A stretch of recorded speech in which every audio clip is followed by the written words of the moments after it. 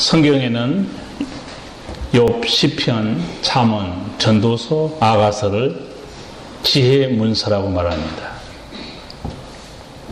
그 중에 지혜자인 솔로몬이 쓴 책이 잠언과 전도서인데 거기에는 인생 철학이 다 들어있습니다. 오늘 지혜자인 솔로몬이 전도서 2장에서 인생에 대해서 한마디 한 걸 볼 수 있습니다. 사람이란 나름대로 열심히 산 것 같지만 그 인생이 허무하게 끝날 수도 있다는 것을 알라는 겁니다. 열심히 살고 뭔가를 이룬 것 같지만 그 인생에 남는 것이 없을 수도 있으니 지혜자의 말을 들을 필요가 있다. 그걸 말합니다. 사람이 젊었을 때는 꿈과 열정으로 살아가지 않습니까? 도전하며 살아갑니다. 실패하고 넘어져도 다시 시작할 시간도 있습니다. 그것이 젊음의 특권이자 강점입니다. 그러나 인생이 철이 들면 참된 성공, 참된 행복, 참된 의미 있는 삶이 보여지는 법입니다. 인생의 항원이 가까우면 사람들은 생각이 달라집니다. 꿈, 열정, 도전보다는 의미, 가치, 보람, 후회라는 생각에 사로잡히게 되어 있습니다. 나는 어떤 삶을 살았느냐에 대해 생각하게 됩니다. 동물은 생각이 없을 수 있으나 인간은 생각하는 갈대. 평생 살아가는데 아무 생각 없이 세상 속에 세상 걸 누리다가 살다가 죽는다. 그런 동물적인 삶입니다. 인간은 고민하는 존재고 인간은 생각하는 존재입니다. 사람은 제 멋에 겨워 산다는 말이 있습니다. 이게 무슨 뜻인 것 같아요? 여러분도 여러분 멋에 따라 살죠? 이거 어려운 건 아닙니다. 누가 뭐라 하든 나는 내 생각대로 살아간다는 거예요. 그게 제 멋에 겨워 산다는 말입니다. 더 깊이 들어가 보면 내가 의미 있다고 생각한 거 그걸 추구하고 살아가는 거예요. 이것이 가치가 있다. 그러면 다른 사람이 볼 때는 미쳤다고 얘기해도 자기는 거기에 목숨을 겁니다. 한마디로 사람은 자기 개성, 자기 생각대로 살아가는 존재입니다. 심리학 대가인 사람이 칼 융이라는 사람이 있습니다. 그분이 죽기 얼마 전에 영국 BBC 방송하고 대담하면서 한마디 했습니다. 인간은 무의미한 삶에 견디지 못한 존재다. 제가 대학 다니면서 이 책을 읽었는데 이 책의 서문에 이 글이 나와요. 속의 내용은 진도도 못 나가고 이 한 문장 때문에 도서관에 앉아서 1시간 동안 생각에 사로잡힌 거예요. 아, 인간이란 무의미한 삶에 견디지 못한 존재다. 그렇죠. 개똥철학이든 자기 생각이든 남이 우습게 보든 뭔가 다 자기가 판단하고 의미 있다고 자기 명분에 따라 인간은 사는 존재라는 거죠. 그런 의미나 명분이 없어지잖아요. 그 우울증이 빠져버립니다. 허무하다는 거예요. 사람이라는 의미가 있고 가치 있는 것을 위해 살았다면 후회가 없어야 정상입니다. 그렇지 않습니까? 또한 무엇을 하든지 나름대로 열심히 살았다면 후회가 없어야 됩니다. 만족하고 마음의 기쁨과 평강이 있어야 정상입니다. 그런데 온갖 세상 것을 누리고 정상에 올라갔다가 하나님께 돌아온 사람들의 고백을 여러분 들어봤을 거예요. 그들의 고백이 어떻습니까? 내가 추구한 것들이 허무했다고 말합니다. 아무것도 아니었다는 거예요. 그리고 남는 게 없다고 말합니다. 왜 그럴까요? 하나님 만나기 전에는 이게 성공이고 행복이었고 이게 의미 있었다고 쫓아다니면서 목숨 걸고 올인했습니다. 근데 하나님 만나고 나서는 고백이 달라지는 거죠. 왜 그럴까요? 하나님을 만나고 보면 모든 것이 제대로 보이기 시작합니다. 왜? 하나님이 진리이기 때문에 그렇습니다. 실상과 허상이 이제 제대로 보이는 겁니다. 나름대로 세상에서 성공했고 행복했고 인기와 재물을 거머쥐었던 화려한 스타들 많습니다. 얼마 전에 TV에서 한 교회 예배를 제가 이게 보고 있었습니다. 그때 설교가 끝나고 가수 남진 씨가 헌금송을 하는 거예요. 그래서 저 사람이 교회에 나오는가 하다가 또 이 노래 부르는 사람은 대중 앞에 서기를 좋아하잖아요. 그래서 또 목사님이 불러서 당신 교회에 왔으니 헌금 시간에 찬송 좀 하시오. 그렇게 생각했습니다. 그가 부른 찬송이 내 주를 가까이 하게 하면 찬송이었어요. 그래서 특송을 하는가 보다. 그런데 이분이 찬양을 끝나는데 안 들어가는 거예요. 잠깐 자기 신앙 간증을 한 겁니다. 나는 세상에서 인기도 명예도 돈도 다 누려봤습니다. 남진의 노래를 모르는 사람은 없죠. 저 푸른 초원이 모르는 사람 없잖아요. 그림 같은 집을 짓고. 근데 그렇게 다 누려본 사람이 이제 하나님을 만나보니 내 인생에 참된 기쁨과 평안을 누리게 됐습니다. 저는 그 신앙 고백을 듣고 왜 남진 씨가 내 주를 가까이 하게 하면 찬송을 부르는가 딱 생각이 들어온 거예요. 원래 그 찬송은요, 헌금송에 적합한 찬송은 아닙니다. 헌금송 찬송가 있어요, 들어가 보면. 헌금 시간에 부르는 찬송가 있습니다. 그런 것도 있나 또 생각하는 사람이 있을지 몰라요. 근데 들어보니까 그건 자기 신앙의 간증의 찬양이었어요. 내 주를 가까이 하게 하면 십자가 짐 같은 고생이나 내 일생 소원은 늘 찬송하면서 죽게 더 나가기 원합니다. 어떤 고백이었겠습니까? 나는 세상에서 온갖 향락을 다 누리고 살았다는 거예요. 근데 그걸 넓은 길이었다는 거예요. 넓은 문이었고 이제 거룩한 백성으로 살아가는 것은 십자가 짐 같은 고생이라는 거죠. 십자가 져야 되죠. 주님 섬겨야 되고 말씀대로 살아야 됩니다. 예수 믿으면서 내 이 신앙생활이 십자가 짐 같은 어려움이다. 그걸 못 느낀 성도 아닙니다. 예수 믿는 것은 십자가 짐 같은 길이에요. 나는 아무 어려움도 당하지 않고 나는 상처도 받지 않고 나는 줄 위에 고난도 당하지 않고 그거는 기복주의적인 상업적인 신앙이죠. 정말 주님을 사랑하고 이 세상에 속한 자가 아니고 거룩한 백성으로 살아가면 그건 분명히 십자가의 길이에요. 예수님께서 말씀했죠. 나를 따르고 싶으냐? 자기를 부인하고 자기 십자가를 주고 나를 쫓을 것이니라. 영생과 천국을 주신 하나님의 은혜를 깨닫고 보니 부를 노래가 뭐겠어요? 참 기쁨과 평안을 주신 주님의 은혜를 받고 보니 이제 부를 찬송이 뭐겠습니까? 내 일생 소원은 늘 찬송하면서 죽게 더 나가기 원합니다. 일생 소원이 바뀐 거예요. 이게 성도입니다.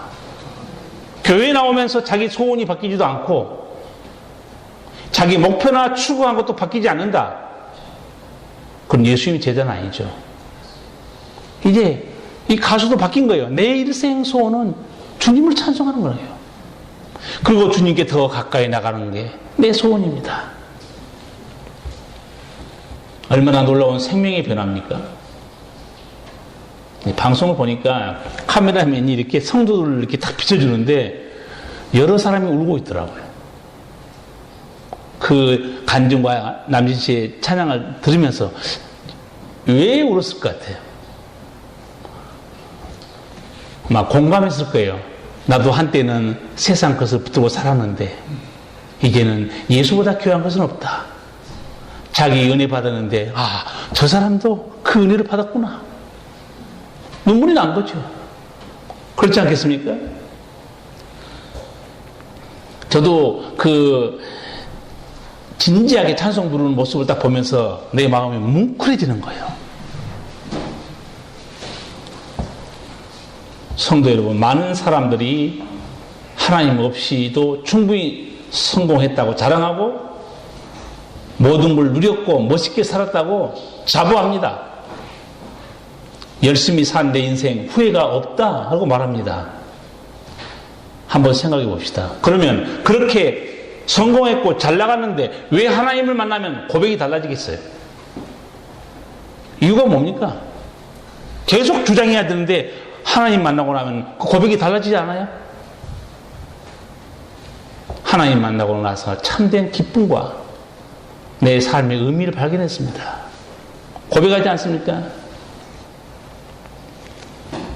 솔로몬도 11절에서 하나님 없이 자기 육체의 욕망을 따는 산 인생이 얼마나 허무했는가 고백합니다.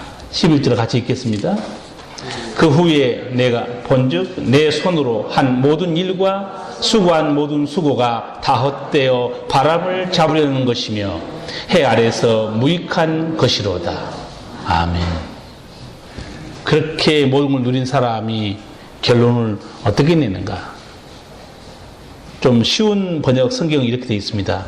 그러나 내 손으로 성취한 모든 일과 이루려고 애쓴 나의 수고를 돌이켜보니 참으로 세상 모든 것이 헛되고 바람을 잡으려는 것과 같고 아무런 보람도 없는 것이었다.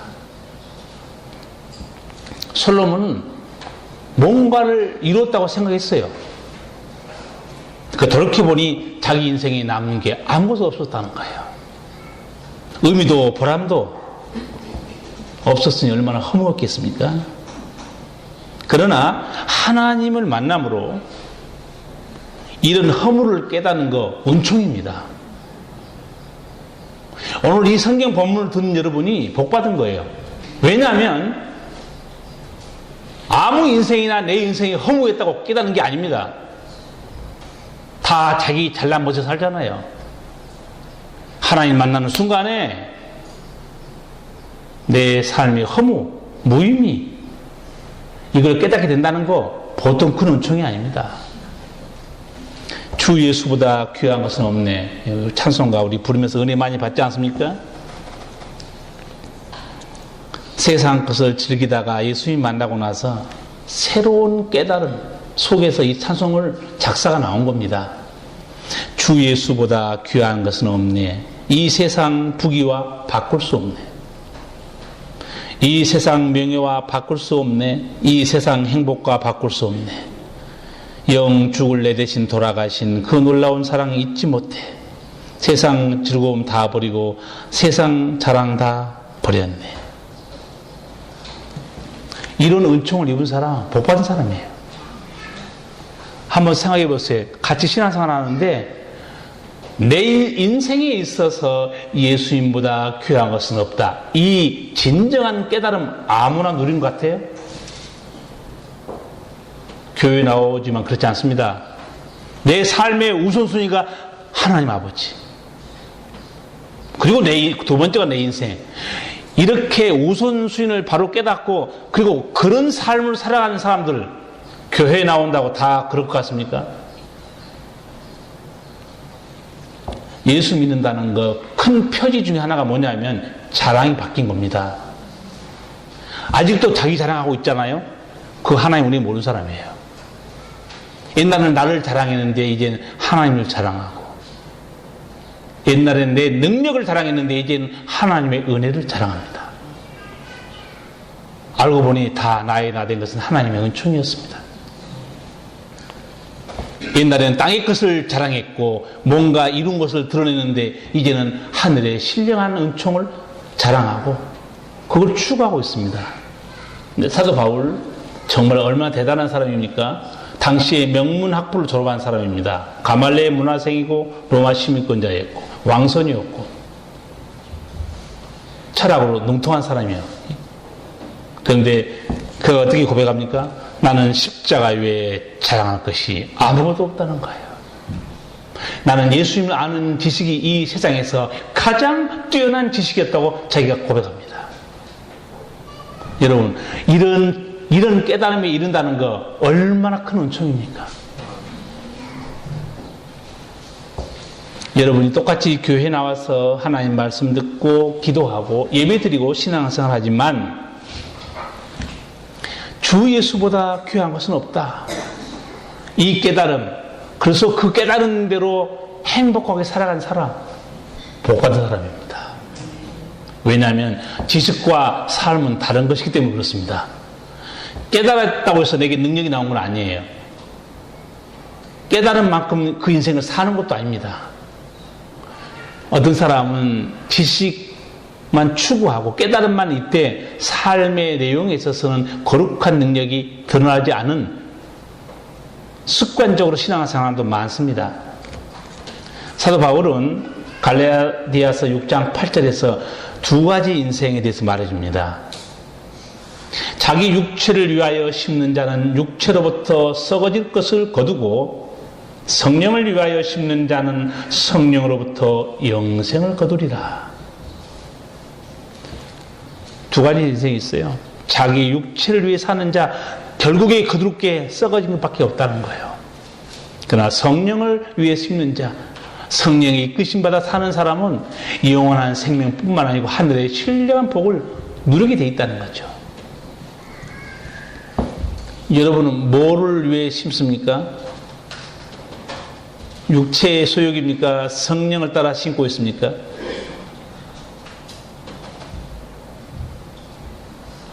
말을 못한다는 건 무슨 뜻이에요? 애매합니다. 그 얘기입니까? 저는 경계선에 서 있습니다. 때로는 육체의 일, 때로는 신령한 일. 이걸 회색 분자라고 부릅니다. 기회주의자. 기회주의의 위험성은요, 가랑이 찢어집니다. 한쪽으로 가세요.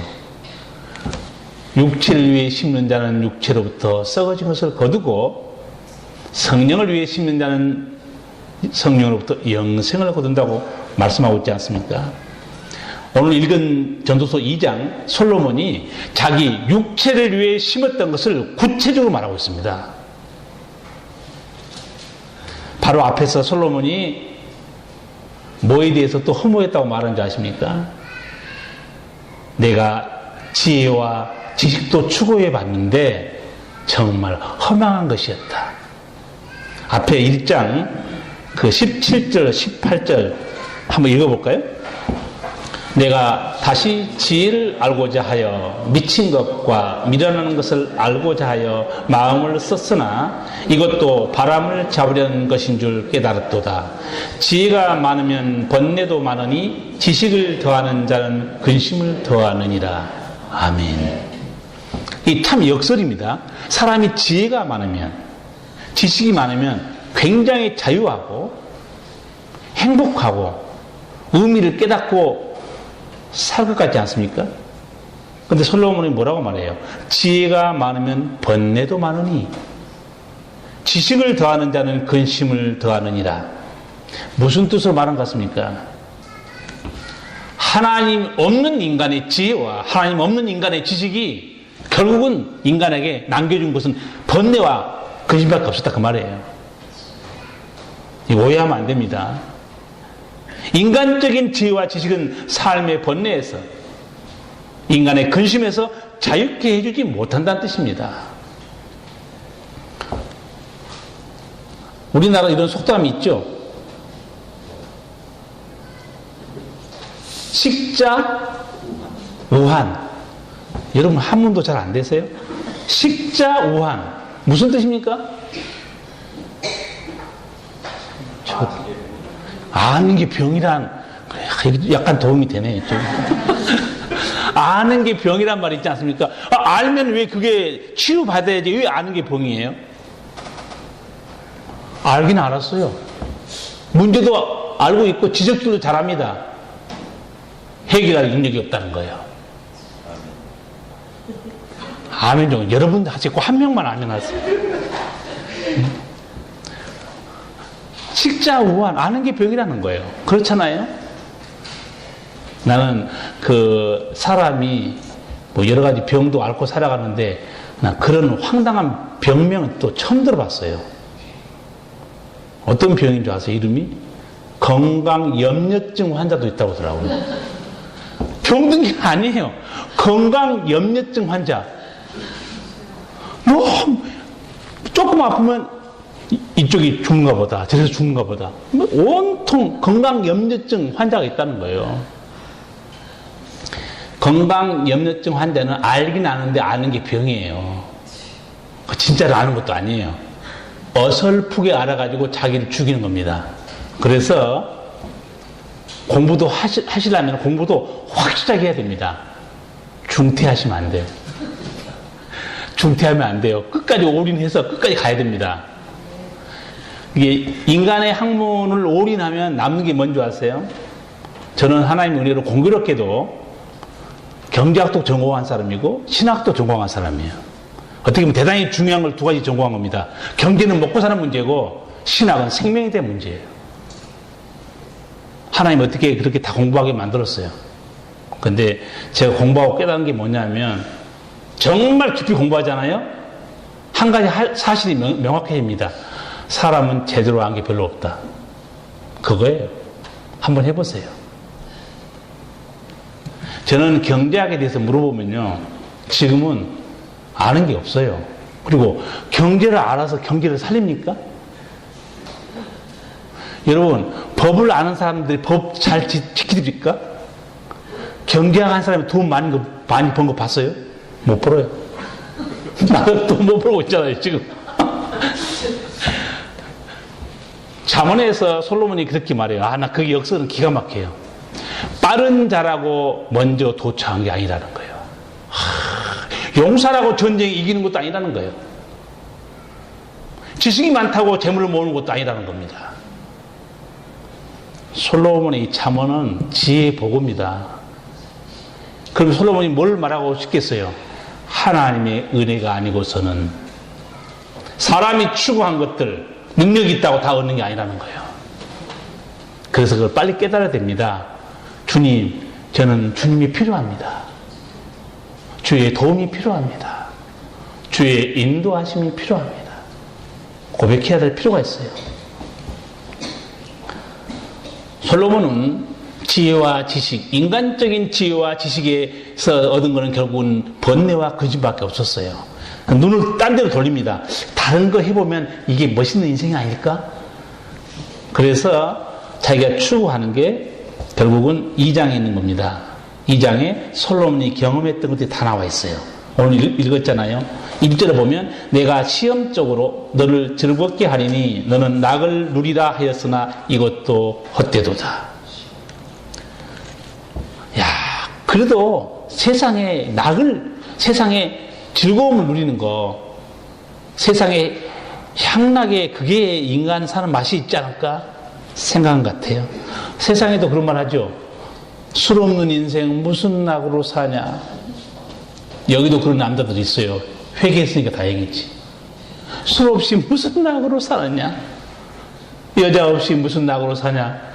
여자가 없어야 돼. 위험한데 여자를 얼마나 괴롭게 하는데. 여자가 여러분 즐겁게 해줍니까? 나이 들어보세요. 제일 무서운 게 여자들이에요. 그런데 남자는 뭐라고 말하는 줄 아세요? 그래도 나이 들어서 한 서너 가지 있어야 되는 거예요. 와이프, 집사람, 애엄마. 아니 자기를 죽인 여자를 왜 붙들고 살라고 그래요? 여자는 싫어합니다. 여자는 돈, 친구, 딸 그것만 좋아해요. 찜질방. 여자는 남자하고 안 놀아주는데 남자는 여자하고 놀라고 그래요. 참 부끄럽게 된 거고 참 힘든 게 아니겠어요? 내가 세속적인 쾌락과 즐거움도 한번 다 쫓아가 봤는데 남는 게 허무했다는 거예요. 여러분 속상하면 옛날에 여러분 술 밤새도록 마시죠? 아침에 눈 뜨면 만사가 해결됐습니까? 속만 쓰리고 문제는 그대로 있습니다. 해결된 게 아무것도 없어요. 2절에서 솔로몬이 웃음과 희락, 3절에서는 술과 쾌락을 나는 쫓아다녔다는 거예요. 여러분 세상의 웃음, 세상에 뭐가 세상에서 웃음을 줍니까? 저도 개그 프로그램을 봅니다. 개그 프로그램 보면 웃어요. 세상의 웃음에는 세속적인 거 있고 음란폐설이 있습니다. 저속한 웃음이죠. 그러나 하나님께서 내 영혼에 부으시는 성결한 은총, 거기서 오는 기쁨 때문에 웃는 것은 참으로 온전한 웃음이에요. 그렇지 않습니까? 하나님께서 내 마음에 주시는 은총, 예수님이 말씀하신 대로 내가 주는 평안은 세상이 주는 것 같지 않다. 하나님 우리를 웃게 할 때는요, 우리 삶에 기쁨이 있고 거기는 성결한 은총이 있습니다. 솔로몬이 잠언 14장 13절에서 세상에 주는 웃음, 즐거움이 어떤 것인가? 비수를 찔러버립니다. 어떻게 나 이런 깨달음을 글을 썼는가 읽어도 감동이 돼요. 같은 손을 가지고 둘은 이런 글을 쓰고 누구는 시도 하나 못 쓰잖아요. 웃을 때에도 마음에 슬픔이 있고 즐거움의 끝에도 근심이 있느니라. 이게 인생이에요. 웃을 때에도 마음에 슬픔이 있다는 거예요. 우리 그런 말 있죠. 내가 지금 웃는 게 여러분은 그런 거 참 잘하셔. 성경을 물어보면 어디 있지 헷갈리는데 내가 지금 웃는 게 아니라는 거예요. 네, 이미 솔로몬이 깨달은 겁니다. 웃을 때도 마음에 근심이 있고, 그렇죠? 마음에 슬픔이 있고 즐거움의 끝에도 근심이 있느니라. 솔로몬이 깨달은 웃음과 세상 즐거움에 대한 이 진리가 아니겠습니까? 이어서 솔로몬은 4절에서 8절 사이에 자기가 내가 뭐하고 살았는지 다 하나씩 짚고 넘어갑니다. 같이 읽겠습니다. 나의 사업을 크게 하였노라. 내가 나를 위하여 집들을 지으며 포도원을 심으며 여러 동산과 과원을 만들고 그 가운데 각종 과목을 심었으며 수목을 기르는 살림에 물주기 위하여 못을 팠으며 노비는 사기도 하였고 집에서 나게도 하였으며 나보다 먼저 예루살렘에 있던 모든 자보다 소와 양떼 소유를 많게 하였으며 은금과 왕들의 보배와 여러 도의 보배를 쌓고 또 노래하는 남녀와 인생들의 기뻐하는 처와 첩들을 많이 두었노라. 아멘. 솔로몬 이거 보면 안 해본 게 없죠. 큰 건축도 했다는 거는 당시에 솔로몬이 봤을 때 이집트의 피라미드, 스핑크스, 웅장한 신전들을 봤을 때 내가 저런 업적을 남기면 내 이름이 길이 역사에 남지 않을까 생각했던 모양이에요. 그런 것 같아요. 이렇게 역사의 길이 남는 왕으로 기억되는 거 최고의 길이고 의미 있는 인생이 아닌가 생각했던 것 같아요. 우리나라도 대통령도 되면 뭐 업적을 남기기 위해서 난리를 치죠. 그러다 나라를 말아먹어요. 참 안타까워요. 업적을 남기려다가 나라를 말아먹는 대통령도 우리 역사에 많습니다. 솔로몬이 자기 전을 건축하는데 13년 걸렸어요. 자기 집을, 왕궁을 건축하는데. 아마 자랑하고 싶었던 거예요. 솔로몬은 포도원도 만들어 봤고 동산과 과수원도 만들어 봤다. 노비들도 소와 양떼도 사들였고 은과 금, 보석도 다 내가 사드렸다는 거예요. 그리고 여기 보면 노래방도 여기 나온 것 같아요. 노래방. 기쁨조, 여기 다 있습니다. 원조가 솔로몬이에요. 거기 나오죠? 이 8절 뒤에 또 노래하는 남녀와, 이게 기쁨조 아닙니까? 불러다가 가수들 불러다가 궁에서 잔치한 거죠. 맨날 노래 부르고. 그리고 처와 첩들을 얼마나 많이 건드렸는지 몰라요. 다 해봤다는 거예요. 그런데 이것들이 의미하는 바가 뭐겠습니까? 내 육신의 욕망을 충족하는 것이었다고 말합니다. 그런데 이런 것도 아무나 못 누리는 거예요. 나는 어쩌면 이런 복을 타고났다, 자기 이렇게 말해요. 10절을 같이 한번 읽겠습니다. 무엇이든지 내 눈이 원하는 것을 내가 금하지 아니하며 무엇이든지 내 마음이 즐거워하는 것을 내가 막지 아니하였으니 이는 나의 모든 수고를 내 마음이 기뻐하였습니다. 이것이 나의 모든 수고로 말미암아 얻은 몫이로다. 아멘. 가난하면 이거 못 누립니다. 가난한데 무슨 기생집 갑니까? 대중가에 보세요. 돈 없으면 집에 가서? 참 잘하시네. 돈 없으면 집에 가서 빈대떡이나 부쳐 먹지. 솔로몬이 내가 이렇게 한 것은, 그래도 이게 내가 타고난 복이라고 말해요. 뭐 자기 복이겠습니까? 자기 아버지 다윗이 엄청난 은혜 받은 거, 그 아들이 지금 누리고 있는 거예요. 근데 자기가 말해요. 이게 내 복이라는 거예요. 내가 타고난 거라는 거예요. 그래서 내가 원하는 대로 했다는 거예요, 다. 솔로몬 왕이 아마 제가 했던 말을 제가 상상 한번 해봤어요. 아마 왕들을 만나면 그렇게 큰 소리 쳤을 것 같아요. 세상에 왕이 됐으면 이 정도는 해봐야 왕이지. 아마 허풍 떨었을 것 같아요. 시바의 여왕이 찾아왔죠. 솔로몬의 지혜와 명성을 듣기 위해서. 거기 보면 성경에 이렇게 표현되어 있어요. 시바의 여왕이 그 모든 걸 보고 눈이 현란하여 또 가버린 겁니다.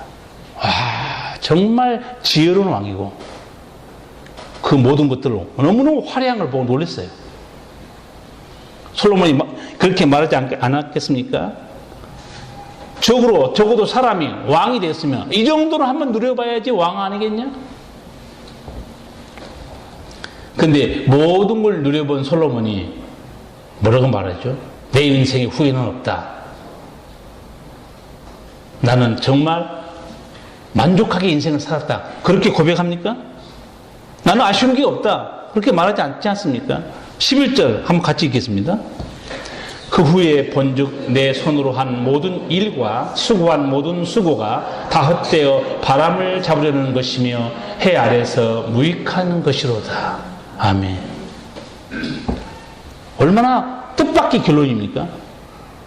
그렇게 누려본 솔로몬이 나는 내 인생에 후회가 없어. 나는 정말 만족하게 살았어. 그렇게 말해야 되는데 내가 행한 모든 일, 수고 다 헛되고 바람을 잡으려는 것 같고 해 아래서 무익한 것이다. 이 무익하다는 말이 남는다는 뜻입니다. 한마디로 나는 내 인생에 남는 게 아무것도 없었다는 거예요.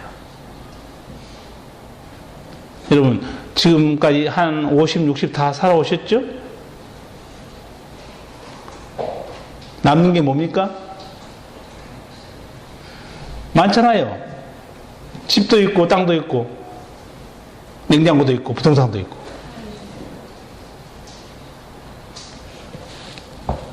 별로 없는 모양이에요. 조용한 거 보니까. 모세도 그 시편 90편에서 인생에 대해서 이렇게 딱 한마디로 정리해 버립니다. 인생의 연수가 70이요 강건하면 80이라도 그 자랑이 수고와 슬픔뿐이라고 말했습니다. 그런데 솔로몬은 이렇게 누려봤는데도 왜 헛되어 바람을 잡으려는 것이며 해 아래서 무익한 것이로다 이렇게 고백했겠어요? 이거는 육신의 소욕을 쫓아 산 결론이 이렇다 그 얘기입니다. 육신의 욕망을 따라 산 결론이 이렇다 그 얘기예요. 자기 욕망을 추구하고 살았는데 남는 게 아무것도 없었다는 거예요. 근데 자기 얘기 들어보면 한 일이 많죠. 나는 사업도 크게 했고 건축도 했고 보화 은금도 다 나는 엄청나게 가져봤고 처와 첩들도 누려봤고 세상의 인간적인 학문, 지혜와 지식도 난 추구해봤다는 거예요. 그런데 결국은 헛되의 바람을 잡으려는 것이며 해 아래에서 나는 아무것도 남는 게 없었다. 그렇게 말해요. 왜 그렇게 했어요? 아까 제가 갈라디아서 6장 8절 말씀했죠. 사도 바울이 뭐라고 말했습니까? 육체를 위해 심는 자는 육체로부터 썩어진 것을 거두고, 솔로몬이 썩어진 걸 거둔 겁니다. 하나님 말씀은 진리예요. 사도 바울이 말했다고 해서 사도 바울 개인의 말이 아닙니다. 성령에 감동된 하나님의 진리입니다. 육체로부터 썩어진 것을 솔로몬이 거둔 걸 자기가 고백하고 있어요. 성도 여러분, 내가 어떤 삶을 살았던 간에 나의 삶의 의미와 가치가 없다면 그건 허무한 인생입니다. 다른 사람이 칭찬하고 부러워하고 상관없어요. 성공하셨습니다. 사람의 소리죠. 자기 마음에 부끄러운 성공, 허무한 걸 느낀 사람이 얼마나 많은지 모릅니다. 특별히 하나님의 자녀들이 하나님의 뜻을 이루는 거룩한 삶의 흔적이 없었다. 허무한 인생입니다. 헛된 세상 걸 추구하고 헛된 종교를 추구하는 그 어리석음에 대해서 하나님께서는 이사야 55장 2절을 통해서 이렇게 우리에게 경고합니다. 너희가 어찌하여 양식 아닌 것을 위하여 언을 달아주며 배부르게 못할 것을 위하여 수고하느냐. 나를 청종하라. 그리하면 너희가 좋은 것을 먹을 것이며 너희 마음이 기름지는 것으로 즐거움을 얻으리라. 아멘. 이건 두 가지 다 얘기합니다. 너에게 진정한 참된 구원과 행복을 주지도 못할 그 어리석은 우상 종교에 왜 올인하고 있느냐, 그 얘기입니다. 첫 번째는. 두 번째, 너희 인생의 참된 자유와 영원한 행복을 주지도 못할 세상 것에 왜 올인하고 있느냐? 내게 오라는 하나님께서. 나를 청종하라. 그리하면 너희가 좋은 것을 먹을 것이며 너희 마음이 기름진 것으로. 하나님 앞에 나가면 물질적인 것만 채워준다는 말이 아닙니다. 너희 마음이 진정한 삶의 행복과 기쁨, 가치 내가 채워주겠다는 거예요. 솔로몬이 추구했던 것에 대한 이 허무한 고백, 우리를 향한 메시지가 뭐겠습니까? 궁금하냐? 해보라는 뜻입니다. 해봐. 인생이 아쉽냐? 한번 살아봐. 술이든지 쾌락이든지 돈이든지 학문이든지 한번 해보라, 그 말이에요. 난 다 해봤으니까 궁금하냐? 한번 해보라는 거예요. 또 그러게 속으로 목사님 할 돈도 없어요. 돈이 있어 이것도 해보지. 그렇잖아요. 그런데 오늘날도 하나님 없는 세상은 이렇게 돌아오고 있지 않습니까? 솔로몬이 해보고 허무하다 했는데 아직도 그걸 쫓아가고 있어요. 얼마나 세상이 어리석습니까? 성도 여러분, 적어도 이 길에 들어서면 안 됩니다. 솔로몬이 다 말했잖아요. 솔로몬이 다 깨닫겠는데도 불구하고 오늘날 많은 사람들은 이 허무한 것을 쫓아가서 목숨 걸고 있어요. 똑같은 결론에 이릅니다. 내 인생에 남는 것은 아무것도 없었다. 이 지혜자와 어리석은 자, 이 지혜 문서에서 말할 때 기준이 뭔지 아세요? 어리석은 자는요, 자기가 해보고 망가지고 다 깨진 다음에 깨닫는 거예요. 이게 잘못된 길이었구나. 지혜자는 말을 미리 듣고 그 길로 안 갑니다. 저렇게 가면 망하는구나. 그래서 이 솔로몬이 말한 잠언 전도서에서 지혜자는 누구냐면 지혜이신 하나님의 말씀을 순종하고 거기 따라간 사람이 지혜자입니다. 어리석은 자는 자기가 다 해보는 거예요. 다 하고 다 망가지고 다 날리고 다 깨진 다음에 이건 망하는 길이었구나. 그러니까 부모들이 애를 왜 공부하라고 그렇게 했어요? 왜 부모들이 애를 자기 주제는 공부도 안 해놓고 애한테는 왜 애를 잡겠어요? 근데 부모는 다 보이거든요. 너 그렇게 살면 안 된다는 거예요. 속이 탄 거예요. 젊은 애들은 남녀 사랑도 확 빠지면은요, 부모도 못 말립니다. 근데 부모는 다 보이거든요. 어느 정도의, 그래도 어느 정도 사회 될 사람이 공부도 하고, 자기 앞가림도 하고, 직장도 괜찮고, 이렇게 되기를 바라는 이유는 부모는 살아봤거든요.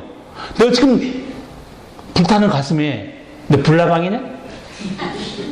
너 불에 타 죽는다 이거예요. 그런데 이 애는 몰라요. 자기가 이제 결혼해서 살면서 이제 속으로 그러겠죠. 내가 미쳤지.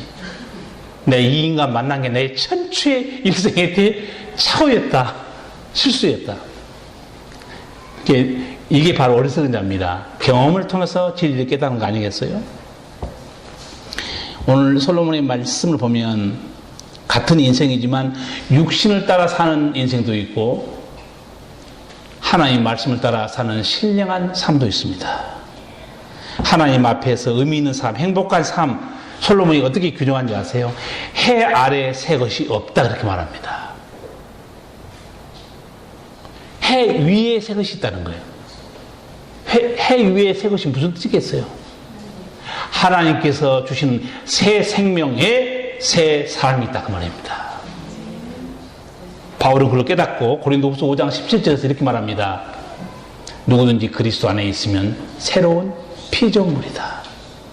이전 것은 지나갔으니 보라 새 것이 되었도다. 새 생명이 있는 곳에 새 삶의 의미가 있습니다. 거기에 새로운 가치가 있는 거 아니겠어요? 아까 제가 우스갯소리 했어요. 사람은 제멋에 기어 산다고 그랬어요. 그게 뭔지 아세요?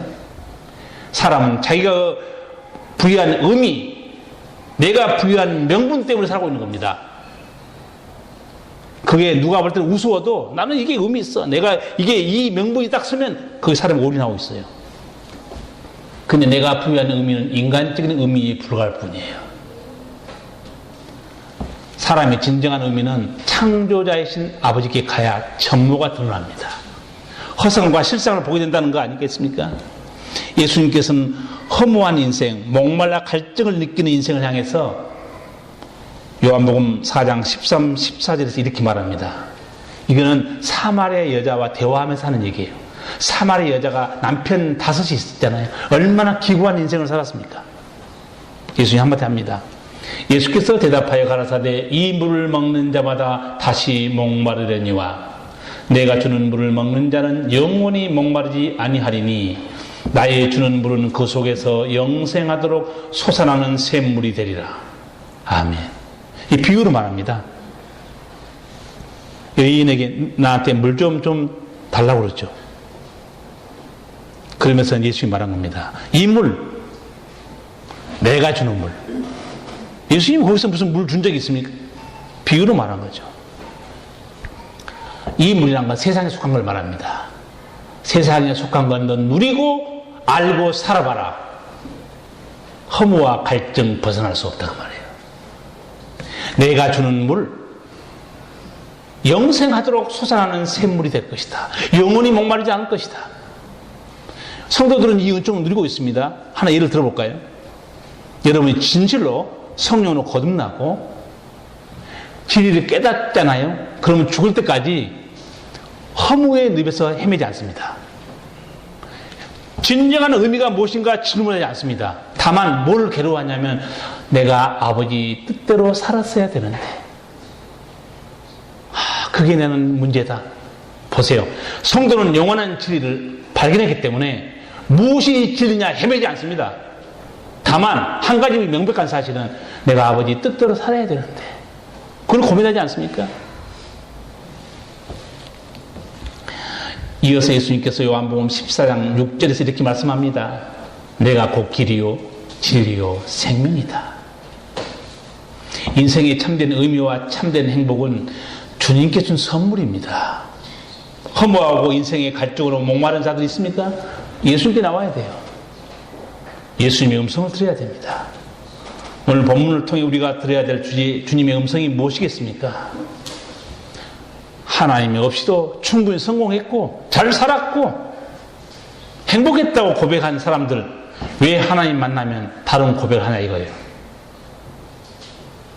그런 사람이 추구하고 자기가 누렸던 진정한 의미의 행복, 가치, 보람, 허상이었다는 겁니다.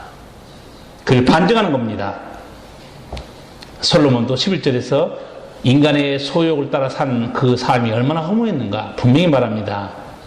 그 후에 본즉 내 손으로 한 모든 일과 수고한 모든 수고가 다 헛되어 바람을 잡으려는 것이며 해 아래서 무익한 것이로다. 이게 하나님 없이 살아간 인생의 결말이에요. 예수님은 우리에게 알려줍니다. 정말 행복한 인생이 뭔지 아니? 8가지 알려주죠. 그게 뭡니까? 그 정도 눈치채야죠. 팔복입니까? 팔복이죠. 그래서 이 원래 팔복은요, 복이라는 그 팔복이 나타나는 복이라는 단어는 행복으로 번역한 게 더 맞습니다. 예수님께서 누가 행복한 사람인가 8가지를 알려준 거예요.